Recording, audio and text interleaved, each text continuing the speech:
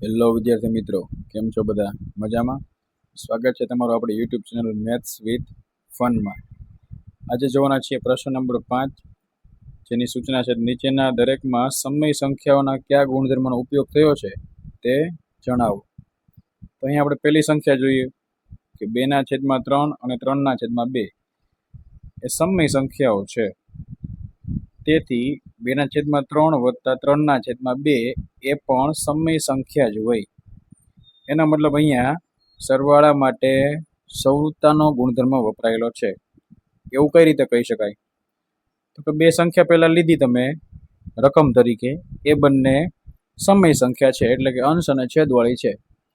તો જો તમને બેનો સરવાળો કરતા અંશ અને છેદવાળી સંખ્યા જવાબમાં મળે ત્યારે સાબિત થાય કે સંવૃત્તા જોવા મળે છે. ત્યારબાદ ક્રમ નંબર 2, -3/5 વત્તા 0 બરાબર -3/5.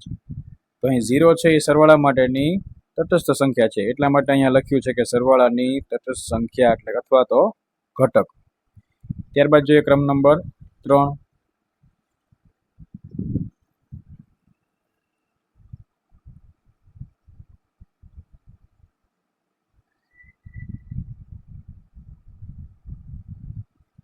ત્યાં છે -2/7 વત્તા 4/9 વત્તા 8/11 બરાબર 4/9 વત્તા 8/11 વત્તા -2/7.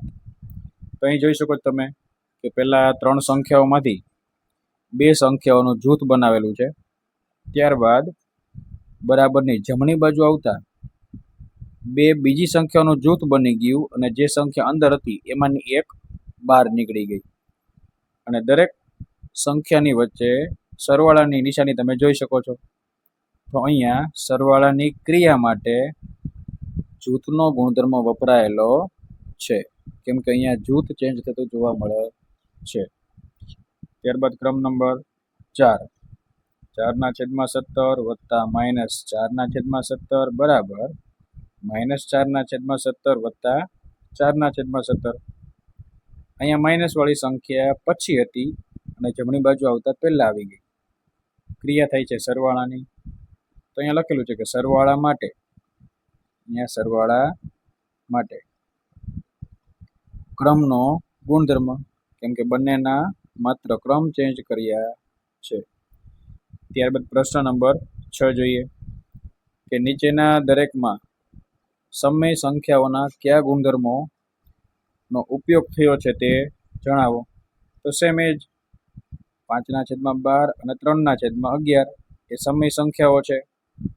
તેથી 5/12 ગુણ્યા 3/11 એ સમય સંખ્યા જ હોય. તો એવું બને તો ત્યારે ગુણાકાર માટે છે સંવૃત્તા જોવા મળે.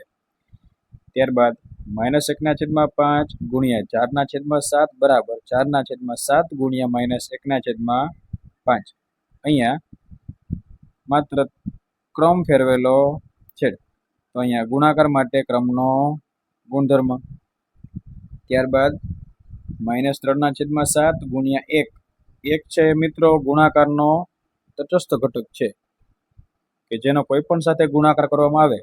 અહીંયા -3/7 સાથે ગુણાકાર કરવામાં આવ્યો એકનો, તો પણ જવાબમાં કોઈ ફેર પડતો નથી, એટલે કે એની એ જ સંખ્યા છે પરત જવાબમાં મળે. એટલા માટે ગુણાકારનો તટસ્થ ઘટક. ક્રમ નંબર 4, -1/2 ગુણ્યા 3/4 ગુણ્યા 5/9 બરાબર -1/2 ગુણ્યા 3/4 ગુણ્યા 5/9. તમને મિત્રો ક્યાંય પણ ત્રણ સંખ્યા દેખાય અને એમાંથી કોઈ પણ બેને જૂથમાં એટલે કૌંસમાં લખેલી હોય અને એક અલગ લખે, ત્યારબાદ બીજી બાજુ કૌંસમાં લખેલી બેમાંથી કોઈ એક સંખ્યાને બહાર મૂકેલી હોય અને બીજી બે સંખ્યાઓ કૌંસમાં આવી જાય, ત્યારે જૂથના ગુણધર્મોનો પાલન થાય છે એવું તમારે સમજી લેવું. ત્યારબાદ ક્રમ નંબર 5, -3/5 ગુણ્યા -1/2 વત્તા 3/4. આ બે સંખ્યા કૌંસમાં છે. અહીંયા છે ત્રણ સંખ્યાઓ અને બરાબરની જમણી બાજુ જતા પહેલું પદ, બીજું, ત્રીજું અને ચોથું 4 પદ. તો મિત્રો જ્યારે પણ 3 સંખ્યામાંથી અથવા તો 3 પદમાંથી બરાબરની જમણી બાજુ 4 પદ જોવા મળે તો સમજી લેવું કે અહીં વિભાજનનો ગુણધર્મનો ઉપયોગ થયેલો છે. અહીં ગુણાકારનો સરવાળા પર વિભાજન થયેલું છે. કેમ કે -3/5 એ ગુણાકારમાં છે. કોની સાથે? -1/2 એની સાથે વત્તા 3/4, એટલે કે બંને સાથે ગુણાકારમાં છે. તો અહીંયા એ જ પદ છે એ છૂટું પાડેલું છે. પહેલી વખતે -1/2 સાથે ગુણાકારમાં મૂક્યું, ત્યારબાદ વચ્ચે પ્લસના પ્લસ, અને બીજી વખતે છે -3/5 નો ગુણાકાર 3/4 એટલે કે બીજી સંખ્યા સાથે થાય છે. એટલા માટે ગુણાકારનું સરવાળા પર વિભાજન. ત્યારબાદ જોઈએ પ્રશ્ન નંબર 7. અહીં તમે જોઈ શકો છો મિત્રો કે સમય સંખ્યાઓના યોગ્ય ગુણધર્મનો ઉપયોગ કરી નીચેનાનું સાદુરૂપ આપો. તો આપણે યોગ્ય ગુણધર્મનો ઉપયોગ કરશું અને સાદુરૂપ મેળવશું. અહીંયા આ 4 સંખ્યાઓમાંથી મેં એવી સંખ્યાને જૂથમાં લીધી કે જેના છેદ સરખા હોય. પહેલી સંખ્યા 2/11 વત્તા 9/11 વત્તા 5/13 વત્તા 8/13, એટલે કે આ બંનેના છેદમાં 11, અહીંયા બંનેના છેદમાં 13. અહીંયા બંનેના છેદ સરખા છે તો અંશની બે સંખ્યાનો સરવાળો કરી શકું. તો મેં અહીંયા સરવાળામાં મૂક્યા છે અને 11 ને સામાન્ય કાઢ્યા. ત્યારબાદ વચ્ચે વત્તાના વત્તા, બીજા કૌંસમાં 5 વત્તા 8 અને 13 છે સામાન્ય. ત્યારબાદ 2 અને 9 નો સરવાળો 11 થાય, છેદમાં 11 હતા. 5 અને 8 નો સરવાળો 13 થાય, એના છેદમાં પણ 13 હતા. તો અહીંયાથી 11 એકા 11 અને અહીંયા 13 એકા 13. અહીં એક અહીંયા વધ્યો, વત્તાના વત્તા 1 બીજા પદમાંથી વધ્યો, તો 1 વત્તા 1 એટલે વધે 2. ત્યારબાદ ક્રમ નંબર 2. પેલું પદ છે મિશ્ર અપૂર્ણાંકમાં છે. સૌથી પહેલા એને મારે ફેરવવું પડશે અપૂર્ણાંકમાં. તો 5 એકા 5 અને આ 4 એમાં ઉમેરવાના, એટલે અંશમાં થઈ ગયા 9, છેદના 5/5 એમનેમ. હવે છેદના 5 અંશના 5 એટલે કે 5 એકા 5. ત્યારબાદ 4 ના પણ છેદ ઉડે છે, 4 એકા 4, 9 એકા 9. બધાના છેદ ઉડી ગયા તો વધ્યું કોણ? 1 ગુણ્યા 1 ગુણ્યા 1. તો 1 નો ગમે એટલી વાર ગુણાકાર થાય, જવાબ છે 1 જ મળે. ત્યારબાદ જોઈએ ક્રમ નંબર 3. 6/5 ગુણ્યા 8/17 ગુણ્યા 5/6 ગુણ્યા 17/8. અહીંયા 5 નો છેદ કોની હારે ઉડે? તો મિત્રો એક હારે. 6 નો છેદ 6 સાથે, 17 નો છેદ 17 સાથે, 8 નો છેદ 8 હારે. તો બધા જ કેન્સલ થઈ ગયા. 1 2 3 ને 4 ગુણાકારમાં 4 વખત 1 વધ્યા. તો એકનો હમણાં જ જોયું કે 1 નો ગુણાકાર ગમે એટલી વાર થાય, જવાબ માત્ર 1 જ મળે. ત્યારબાદ જોઈએ આપણે ક્રમ નંબર 4. તો મિત્રો ક્રમ નંબર 4 ની સંખ્યા તમે જોઈ શકો છો, 1/2 ગુણ્યા 13/10 અને બીજા કૌંસમાં 1/2 ગુણ્યા 7/10. જો અહીં 1/2 1/2 બંને કૌંસમાં કોમન છે, તો એને મેં ક્યાં લખી લીધા? કૌંસની બહાર. ત્યારબાદ ગુણાકાર, અને હવે કૌંસમાં કોણ વધ્યું? તો પહેલા કૌંસમાંથી 13/10 વત્તાના વત્તા, અને બીજા કૌંસમાંથી 7/10. અહીંયા બંનેના છેદમાં 10 છે તો અંશનો 2 નો સરવાળો કરી શકું. તો 13 વત્તા 7 કૌંસની બહાર 1/2 એમનેમ.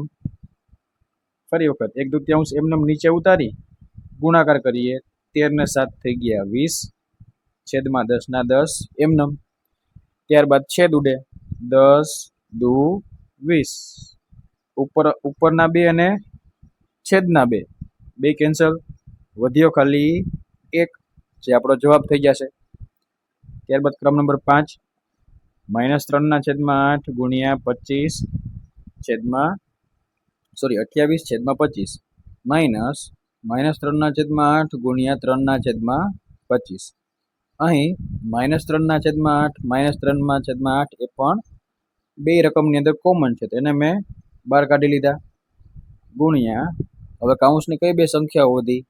તો 28/25 માઇનસ 3/25. ત્યારબાદ જોઈએ 3/8 છે માઇનસ વાળી સંખ્યા, એ કોમન છે, તો એને કાંઈ કરવાનું નથી. સૌપ્રથમ જેના છેદ સરખા છે એમની બાદબાકી કરીએ. 28માંથી 3 કાઢવાના અને છેદમાં સામાન્ય. હવે 28માંથી 3 જાય તો વધે 25. તો અહીંયા છેદ ઉડી જાય, 25 એકા 25. તો અહીંયા તો કાંઈ વધ્યું જ નહીં. એક વધ્યો, એક છે ગુણાકાર માટેનો તટસ્થ ઘટક છે, એટલે કે એકનો ગુણાકાર કોઈ પણ સાથે થાય તો સંખ્યામાં કોઈ ફેર પડે નહીં. તો -3/8 એના એ જ -3/8 છે આપણને જવાબમાં મળશે. ત્યારબાદ ક્રમ નંબર 6 જોઈએ. તો મિત્રો ક્રમ નંબર 6 ની સંખ્યા એવી છે 11/18 પ્લસ 23/19 પ્લસ 7/18 માઇનસ 4/19. અહીં જેના છેદમાં 18 છે એવા બે પદને મેં સાથે લખ્યા, અને જેના છેદ 19 છે એવી સંખ્યાને મેં બીજા કૌંસમાં લખ્યા. ત્યારબાદ છેદ 18 છે એ સામાન્ય લીધો અને અંશમાં 11 પ્લસ 7 લખ્યા. તેવી જ રીતે બીજા કૌંસમાં 23 - 4 અને છેદ 19 છે એ સામાન્ય લીધા. અંશમાં 11 પ્લસ 7નો સરવાળો 18 મળે અને છેદમાં તો 18 છે જ, વત્તા 23 - 4 ની બાદબાકી કરીએ તો 19 મળે. અહીંયા પણ 19 છે જ, તો 19 એકા 19, આ બાજુ 18 એકા 18. તો વધ્યા કેટલા? 1 પ્લસ 1. તો 1 પ્લસ 1 નો મતલબ ટોટલ મળે તમને 2, જે આપણો જવાબ થાય છે. તો મિત્રો આવી જ રીતે સિમ્પલ અને સરળ રીતે ગણિતના દાખલાઓ શીખવા માટે જોતા રહેજો, આવતા રહેજો. Most welcome. Thank you.